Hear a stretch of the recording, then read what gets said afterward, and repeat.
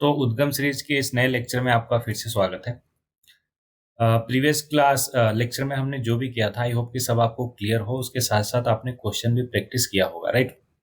चलिए, इस particular lecture का एजेंडा ये है कि हम एक्सपोनेंट इन पावर को मास्टर करने वाले हैं। अलॉन्ग विद दैट हम कुछ मिसलेनियस टॉपिक्स भी हैं जिसको कवर करने वाले हैं। ओके, तो ये अलजेब्रा का हमारा नेक्स्ट लेक्चर है एंड होपफुली लास्ट भी होगा। अगर ज़्यादा टाइम लगा तो उसके लिए एक और लेक्चर आएगा, अदरवाइज ये अरिथमेटिक का हमारा लास्ट लेक्चर होगा। ओके, चलिए आगे बढ़ते हैं, फिर समझते हैं एक्सपोनेंट इन पावर क्या होता है। ओके, तो एक्सपोनेंट इन पावर, उसको एक सिंपल से एग्जांपल से समझते हैं। पिछले लेक्चर में हमने सीखा स्क्वायर रूट और क्यूब रूट क्या होता है और साथ में स्क्वायर और क्यूब क्या होता है। तो मैंने पूछा कि 5 का स्क्वायर, आपने सिंपली बताया कि 5 इंटू 5 कर दो सर, जो आएगा वो 5 का स्क्वायर हो गया। सेम वे में 6 का क्यूब अगर पूछूं मैं तो आप कहोगे 6 इंटू 6 इंटू 6। अब इस 6 के क्यूब को हम पढ़ते हैं 6 रेज टू द पावर 3। नीचे वाले को बेस बोलते हैं और ऊपर वाले को ही एक्सपोनेंट बोलते हैं। ओके, एक्सपोनेंट बोलते हैं। तो इसको क्या पढ़ते हैं? 6 raise to the power 3। I hope कि ये मतलब समझ आ गया होगा कि आखिर इन दोनों का मीनिंग क्या होता है, राइट? अब कुछ लॉज हैं, उस लॉज को समझ लेते हैं सच दैट क्वेश्चन करने में आसानी हो, है ना? ओके, जस्ट अ मिनट, एक काम करते हैं, इसको डायरेक्टली हम उसी से कर लेते हैं, बुक से ही, है ना? 8वीं क्लास की बुक में तो एक ही जगह पे सारा कुछ हो जाएगा, है ना? आपको नोट्स की भी दिक्कत नहीं होगी। तो आई होप ये दिख रहा होगा आपको, एक्सपोनेंट एंड पावर चैप्टर 8, है ना? सॉरी, चैप्टर 10 किसका? एनसीईआरटी क्लास 8 तक का, ठीक है? NCERT 8th class. तो इंट्रोडक्शन में आप बड़े बड़े जैसे मास ऑफ अर्थ जो है ये लगभग इतना होता है, 6 into 10 to the power 24, approximate की बात की जाए। अब इसको कैसे रिप्रेजेंट करेंगे, है ना? तो एक्सपोनेंट की हेल्प से करेंगे। इसी तरीके से मास ऑफ इलेक्ट्रॉन होता है 9.1 into 10 to the power -31 kg। अगर हम एक्सपोनेंट नहीं लगाएंगे तो सोचो कि 10 टू द पावर -31 है, तो उतने हमें जीरो लिखने पड़ेंगे, राइट? तो एक्सपोनेंट इन पावर किसी नंबर को, चाहे स्मॉलर नंबर हो चाहे ग्रेटर नंबर हो, रिप्रेजेंट करने में हेल्प करता है, राइट? अच्छा, पावर विथ नेगेटिव एक्सपोनेंट कैसे रहता है वो भी समझ लेते हैं। जैसे मैंने कहा 10 के पावर -2 है, इसका सिंपली मतलब ये हुआ कि 1/10 to the power 2, 1 whole upon हो जाता है ना? अब 10 टू द पावर आपको मालूम है 10 इंटू 10, और ये हो जाएगा 1/100। ओके, तो 10 टू द पावर -2 का ये मतलब आई होप कि आपको क्लियर हो गया होगा। तो ये हो गया है पावर विथ नेगेटिव एक्सपोनेंट।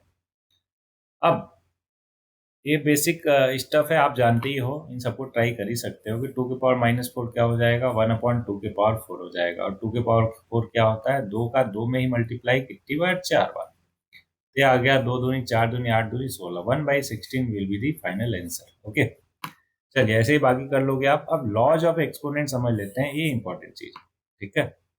तो एक काम करते हैं, इसको यहीं पे कर लेते हैं, लेकिन साथ में एग्जांपल भी समझ लेंगे सच दैट हमें कोई कंफ्यूजन ना रहे। फॉर एग्जांपल ये क्वेश्चन देखिए, अगर ए पर्टिकुलर प्रॉपर्टी देखिए या फिर लॉज देखिए, बोला है ए की पावर m अपॉन ए की पावर n हो तो वो इक्वल हो जाता है ए की पावर m माइनस एन से, ठीक है?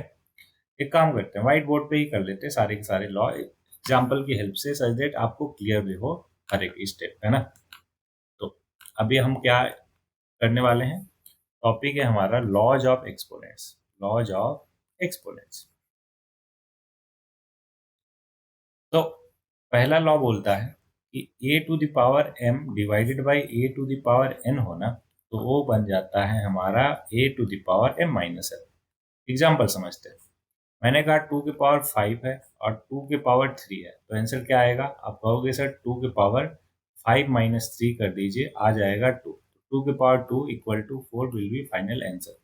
अच्छा, इसको अगर हम वैसे एनालिटिकल मेथड से करके देखें तो देखो, 2 के पावर 5 का मतलब होता है 32 और 2 के पावर 3 का मतलब होता है 8। अगर डिवाइड करेंगे तो वैसे भी आंसर कितना आएगा? 4। और ऐसे भी आया था, राइट? अब यहाँ पे तो आपने करके देख लिया एनालिटिकल मेथड से, लेकिन अब लेंदी क्वेश्चन होगा तो ये करने बैठोगे बहुत टाइम लग जाएगा, और टाइम ही सब कुछ है मैथ्स में, राइट? दैट्स वाई हम ये लॉज जानेंगे, फॉर्मूला अप्लाई करेंगे। ओके, आई होप कि पहला लॉ क्लियर होगा आपको। दूसरा, कि किसी के भी पावर, है ना, कोई भी बेस हो उसके पावर में अगर जीरो है, क्या है? जीरो है तो उसकी वैल्यू हमेशा 1 होती है। ठीक है, अच्छा ऐसा क्यों, ये भी समझ लेते हैं। जैसे मैंने कहा 5 की पावर 0, इसको क्या हम ऐसे लिख सकते हैं क्या, 5 की पावर 1 माइनस 1, है ना। अब इसको ऐसे लिख सकते हैं क्या, 5 की पावर 1 इंटू 5 की पावर माइनस 1, या फिर ऐसे समझ लो, अगर एक कॉम्प्लिकेटेड लग रहा होगी, 5 की पावर 1 अपॉन 5 की पावर 1 तो लिख ही सकते हैं। अब ऊपर वाले प्रॉपर्टी से पावर क्या होगा, माइनस होगा, तो 1 माइनस 1 करोगे तो 5 की पावर 0 ही हुआ ना, और उसी को मैंने बोला क्या होता है, 1 होता है। अब यहाँ पे देखो 5 से 5 कट जाएगा तब भी 1 आएगा, तो आई होप कि 1 क्यों होता है क्लियर हो गया होगा आपको। अब अगली प्रॉपर्टी कि a के पावर m इंटू ए के पावर n हो, मतलब दोनों का अगर बेस सेम हो ना तो पावर जो है ऐड हो जाता है। अब इसका भी एग्जाम्पल देख लेते हैं। मैंने कहा कि 3 के पावर 4 इंटू 3 के पावर 8 क्या होगा। आप कहोगे सर बेस सेम है, दोनों का पावर प्लस कर दीजिए, तो 4 8 हो जाएगा 12। अच्छा यहीं पे क्वेश्चन ऐसे मैं पूछूं आपसे कि 5 के पावर 4 इंटू 5 के पावर माइनस 8 क्या होगा, तो आप सिंपली कहोगे कि सर बेस सेम है तो आप पावर को ऐड कर दीजिए, है ना। तो ऐड करेंगे तो ये 4 माइनस 8 हो जाएगा, जो कि आ जाएगा -4। आई होप कि ये भी आपको क्लियर होगा। नेक्स्ट प्रॉपर्टी पे आते हैं। तो ये नेक्स्ट प्रॉपर्टी या फिर लॉ ये रहा आपके सामने कि अगर a के पावर माइनस m हो तो उसको हम लिख सकते हैं 1 अपॉन a के पावर m। ठीक है, ये तो स्टार्टिंग में ही कर लिया, आई होप कि सभी क्लियर होगा आपको। जैसे 2 की पावर माइनस 5 है तो ये बन जाएगा 2 की पावर 5, और ये आता है 32, है ना। पांचवा लॉ है कि a के पावर m के होल पावर n हो तो ये हमेशा होता है a के पावर m इंटू n। ध्यान रहे पावर का पावर हो तो दोनों मल्टीप्लाई हो जाता है। एग्जाम्पल लेते हैं, मैंने कहा 2 के पावर 3 के पावर 2 है ना, तो ये आ जाएगा कितना, 2 के पावर 3 2 जा 6 इक्वल टू 2 के पावर 6 कितना होता है 64। अच्छा दूसरे तरीके से करना चाहें तो इसको ऐसे कर सकते हैं कि 2 के पावर 3 होता है 8, फिर 8 का स्क्वायर 64 होता है। देखो वैसे भी 64 ऐसे भी 64। ओके, तो ये हो गया 5 के 5 लॉ किसके related, exponent and power chapter के रिलेटेड। अब आ जाते हैं क्वेश्चन। तो ये आई होप किस दिख रहा होगा आपको सामने। तो ये सारे के सारे लॉज हमने देख लिया।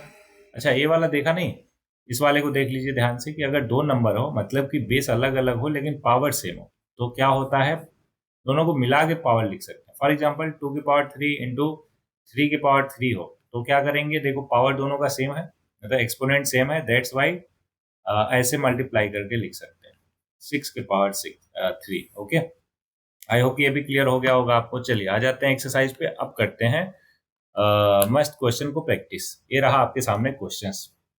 तो थोड़ा सा साइज बड़ा कर लेते हैं सर आपको अच्छे से दिखे।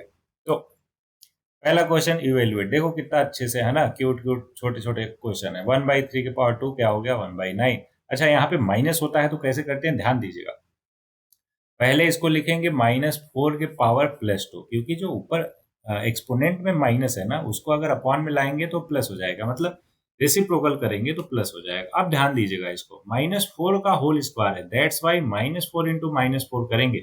ऐसा नहीं है कि केवल, अच्छा इन दोनों को समझाता हूँ, डोंट वरी। देखो इस केस में हम ऐसे करेंगे तो माइनस माइनस प्लस हो जाएगा, और 4 4 जा 16, तो 1/16 आंसर आ गया। लेकिन अगर आपसे क्वेश्चन में ऐसा दिया रहता तो अब देखो यहाँ पे केवल 4 का स्क्वायर है, दैट्स वाई बाहर माइनस को बाहर रखेंगे और 4 इंटू 4 करेंगे तो आ जाएगा -1/16। आई होप कि इन दोनों में डिफरेंस आपको पता चला होगा, है ना। चलिए अगले क्वेश्चन पे आते हैं। पहला आई होप कि ऐसे ही कर लोगे आप सारे के सारे। दूसरा है सिंप्लीफाई। सिंप्लीफाई में देखो बोर्ड मार्क्स मैंने बता ही दिया आपको, है ना, लगा सकते हो। जैसे ये वाला क्वेश्चन देखो, -4 to the power 5 divide by -4 to the power 8। मैंने कहा कि अगर दोनों का बेस सेम हो तो डिवाइड में अगर है तो पावर माइनस कर देंगे, राइट। 5 में से 8 गया -3, तो -4 टू द पावर -3, और अच्छा रेसिप्रोकल करेंगे तो बन जाएगा -4 टू द पावर 3। आप मल्टीप्लाई तो कर ही सकते हैं, -4 इंटू -4 इंटू -4। अच्छा ओवरऑल क्या आएगा, minus minus plus into minus minus, और एक 4 4 16 चौका 64, है ना। तो फाइनल आंसर आएगा -1/64। ये एकदम बच्चों वाले है ना, सिंपल क्वेश्चन है। आई होप ये सारे के सारे आप कर लोगे अच्छे से, कहीं पे कोई भी प्रॉब्लम नहीं आएगा, है ना। ये सारे हो जाएंगे। डिफिकल्ट वाला मैं बता देता हूँ, इजी वाला तो आप भी कर लोगे, है कि नहीं। चलिए तो क्वेश्चन नंबर 6 थोड़ा सा डिफिकल्ट लग रहा है ना। तो इसको अपन कर लेते हैं। अच्छा, उसके साथ ये पांचवा भी थोड़ा लग रहा पावर का पावर है, तो इसको कैसे करेंगे ध्यान दीजिएगा। अंदर वाला जो पावर है पहले उसको सॉल्व करते हैं। याद कीजिए मैंने बताया कि अगर एक्सपोनेंट जो है हमारा नेगेटिव में है तो रेसिप्रोकल कर दो तो पॉजिटिव में आ जाता है, राइट। अब इसके पावर की पावर क्या है, 2 है, तो ये कितना बन जाएगा 3/-2 के होल पावर, और पावर की पावर हो तो दोनों मतलब एक्सपोनेंट का एक्सपोनेंट तो दोनों मल्टीप्लाई हो जाता है, तो 2 2 जा कितना हो गया 4, तो 3/-2 के होल टू द पावर 4 इसका आंसर हो जाएगा। ओके, इसको चाहो तो आप एक्सपेंड कर सकते हो, आसान है। अब छठा क्वेश्चन देखो कितना आसान है, ध्यान से समझिएगा। 1/3 के होल पावर -1, तो रेसिप्रोकल कर दो, क्या हो गया 3, माइनस 1/4 के होल पावर -1, रेसिप्रोकल किया +1 हो जाएगा, तो 3 -1 के होल पावर -1, देखो 3 में से 4 गया, -1 के होल पावर -1। अब अंदर वाली चीज को रेसिप्रोकल कर दो तो पावर क्या हो जाएगा, प्लस हो जाएगा, तो ये बन जाएगा -1/1 के होल पावर 1, और ये ओवरऑल आ गया -1। आई होप कि ये भी आपको क्लियर हो गया होगा। अच्छा, अब ये सेवेंथ का फर्स्ट वाला कर लेते हैं। सेवेंथ का फर्स्ट कैसे होगा, चलो यहाँ पे थोड़ा सा इसको है ना मिटा के फिर यहाँ पे समझा देता हूँ मैं, डोंट वरी। सो सेवेंथ का फर्स्ट वाला पार्ट देखते हैं, क्योंकि उसमें एक वेरिएबल आ गया है ना, और वेरिएबल वाला सिस्टम हम करेंगे किसमें, अलजेब्रा वाले अपने टॉपिक में। ओके, सो डोंट वरी, इसी सीरीज में अलजेब्रा भी आपको मिलेगा, जिसमें बहुत ही बेसिक से वो सारा कुछ मैं एक्सप्लेन करूंगा। ओके, चलिए सेवेंथ का फर्स्ट पार्ट देखते हैं। बोला 25 इंटू टी के पावर -4 डिवाइडेड बाई 5 के पावर -3 इंटू 10 और टी के पावर -8। अब ध्यान से समझो, ऊपर देखो 25 को क्या हम 5 का स्क्वायर लिख सकते हैं क्या, कहोगे बिल्कुल सर, और टी के पावर -4, और देखो ये नीचे वाला, अब देखो टी बेस दोनों का सेम है, टी और टी, तो पावर क्या होगा, अगर डिवाइड में है तो माइनस हो जाएगा, तो ये माइनस कर देंगे, और नीचे 10 को और क्या लिख सकते हैं, 5 इंटू 2 लिख सकते हैं क्या, तो लिख देते हैं, 5 पावर -3 इंटू 5 इंटू 2 हो जाएगा, है ना। अब ध्यान से समझो, अगले स्टेप में क्या करेंगे, 5 का देखो ध्यान से, ये पावर 1 हो गया, तो दोनों का अगर बेस सेम है तो पावर 8 हो जाता है, अगर दोनों मल्टीप्लाई में है तो, राइट। तो नीचे वाला चीज जो हो जाएगा पावर 5 -3 + 1 हो जाएगा, और 2 को वैसे ही रहने दो, और टी देखो क्या हो जाएगा, माइनस माइनस प्लस हो गया, तो ये -4 + 8 हो गया, राइट। अच्छा, अगले स्टेप पे आते हैं। अब ध्यान से समझो, ऊपर क्या है 5 की पावर 2, और नीचे क्या बन जाएगा 5 की पावर -2 इंटू 2, और ऊपर देखो t -4 + 8, ओवरऑल 4 बचेगा। अब नीचे को ध्यान से समझो, ये माइनस इन को सॉल्व करेंगे, डिवाइड में है तो हमें पता है कि पावर माइनस हो जाता है, तो 5 की पावर 2 माइनस -2 इंटू टी की पावर 4 होल डिवाइडेड बाई 2। अब देखो 2 माइनस ऑफ -2 क्या होता है, प्लस हो जाता है, तो ओवरऑल आ जाएगा 5 के पावर 4 इंटू टी के पावर 4 अपॉन 2। अच्छा, इसको हम चाहें तो ऐसे भी लिख सकते हैं 5t के पावर होल 4 अपॉन 2, क्यों, क्योंकि एक प्रॉपर्टी होती है कि अगर दोनों का पावर सेम है तो बेस को कंबाइन करके लिख सकते हैं, राइट। आई होप कि ये भी आपको अच्छे से क्लियर हो गया हो। चलिए, इस तरीके से पर्टिकुलर एक्सरसाइज आपने बहुत अच्छे से कर लिया होगा। अब आगे बढ़ते हैं नेक्स्ट एक्सरसाइज पर। उसके लिए जरूरी है कि लार्ज नंबर और स्मॉल नंबर को कैसे रिप्रेजेंट करते हैं एक्सपोनेंट के फॉर्म में, वो देखते हैं। तो चलो वो मैं सिखा देता हूँ आपको। देखिए, अगर हमारे पास ऐसा कोई नंबर है, ठीक है, तो ये तो बहुत ही ज्यादा लार्ज नंबर है ना, तो इसको कैसे लिखेंगे एक्सपोनेंट के टर्म में, तो ये देख लो कितने जीरो है यहाँ पे, तो 3 6 2 8 0, तो इसको हम लिख सकते हैं 2 इंटू 10⁸ या फिर अगर कोई 500 बोलता तो कैसे लिख सकते थे, 5 और 2 जीरो तो 10⁻²। अच्छा, 7000 बोलता तो कहोगे सर 3 जीरो, दैट्स वाई 10⁻3। अब ध्यान रहे कि यहाँ पे एक डिजिट को छोड़ के बाकी जितने भी थे उन सबको 10 के पावर में कर दिया, लेकिन अगर मान लो यहीं पे 71,000 रहता तो इसको हम लिख सकते थे 7.1 इंटू 10⁴। अब बात आएगा कि सर जीरो तो 3 ही है, लेकिन एक डिजिट के बाद है ना, लेफ्ट साइड से एक डिजिट छोड़ के पॉइंट लगाते हैं, इसको स्टैंडर्ड फॉर्म बोलते हैं, राइट। तो यहाँ पे पॉइंट अगर लगाया तो कितने डिजिट के पहले पॉइंट लगाया, राइट साइड से देखो कितने डिजिट के पहले पॉइंट लगाया, 4, राइट। दैट्स वाई 10⁻4 आया। अच्छा, एक क्वेश्चन और, मैंने कहा 375000000 है। अब बताओ इसको कैसे लिखोगे स्टैंडर्ड फॉर्म में, बोलोगे सर देखो पॉइंट आप 3 के बाद लगाओगे, मतलब उसके बाद कितने डिजिट है, 2 4 6 8, तो ये बन जाएगा 3.75 इंटू 10⁸ 8। आई होप कि लार्जर नंबर को, ग्रेटर नंबर को लिखना आपको आ गया। अब स्मॉलर को भी देख लेते हैं। जैसे मैंने कहा 0.000003 है, इसको बताओ कैसे लिखोगे। तो कहोगे कि सर देखो यहाँ पे आप 2 4 और 6, टोटल 6 डिजिट है, तो ये पॉइंट हटाओगे तो नीचे पॉइंट के नीचे 1 और 6 जीरो आ जाएगा, है ना। तो 2 4 6 जीरो आ गया। अब ऊपर बचा 3 और नीचे बचा 10 के पावर 6। हमें पता है कि 10 के पावर अगर ऊपर जाएगा तो माइनस हो जाएगा, है ना। तो 3 इंटू 10 के पावर -6 लिख सकते हैं। अब इसका एक शॉर्टकट बना लेते हैं कि पॉइंट के बाद जितने डिजिट है 10 के पावर में उतने वो इंटीजर आ जाएगा, लेकिन नेगेटिव में। ठीक है, आई होप कि यहाँ तक आपको क्लियर होगा बहुत अच्छे से। ओके, अगर दोनों कॉन्सेप्ट क्लियर हैं तो चलो अब क्वेश्चन पे आ जाते हैं। वन बाय वन सारे क्वेश्चन है ना सॉल्व करते हैं अपन। ठीक है, देखिए पहले क्वेश्चन पे आ जाते हैं। पॉइंट के बाद आप काउंट करो कितने टोटल डिजिट है। पॉइंट को कहाँ से कहाँ हम शिफ्ट कर रहे हैं वो डिपेंड करता है कि 10 के पावर में कितना माइनस आएगा। ओके, चलो जैसे पहले क्वेश्चन में देखो, फर्स्ट पार्ट का फर्स्ट वाला क्वेश्चन क्या बोल रहा, ये पॉइंट के बाद कितने जीरो हैं, 3 6 और 3 6 9 2 11, 11 2 13, लेकिन हमें चाहिए 0.8 के बाद। क्यों? क्योंकि स्टैंडर्ड फॉर्म में कन्वर्ट करना है। तो स्टार्टिंग से जहां पे पॉइंट था और जहां पे हम लाए 8 के बाद टोटल 12 डिजिट हम शिफ्ट हुए। दैट्स वाई 8.5 इंटू 10⁻12 हो जाएगा। अच्छा, अगर ये क्लियर ना हुआ हो तो एक बार फिर से, है ना, ध्यान से समझिए क्योंकि इंपॉर्टेंट है। 0.000385। अब हमें पॉइंट कहाँ पे लाना है, यहां से उठा के एक डिजिट के पहले लाना है, तो यहाँ पे 3 के बाद लाना है। तो शिफ्ट कितना किया, 2 और 2 4 डिजिट शिफ्ट किया। That's why 3.85 into 4 digit shift किया, दैट्स वाई 10⁻⁻4 होगा। ओके, तो पहले वाले का आई होप कि आपको क्लियर हो गया होगा। सेकंड वाला भी ऐसे ही कर लोगे, सारे के सारे ऐसे ही कर लोगे। अच्छा, एक बड़ा डिजिट ले लेते हैं। फॉर एग्जाम्पल ये वाला देखो, टोटल कितने जीरो हैं देख लेते हैं एक बार। 3 6 9 12 और 3 15, क्योंकि हमें 6 के बाद पॉइंट लगाना है तो 6.02 इंटू 10⁻15। प्लस में क्यों लिखा, क्योंकि इतने जीरो से लार्जर नंबर है, राइट। That's why +15। अगर पॉइंट कहीं पे होता तो 10⁻−15 हो जाता।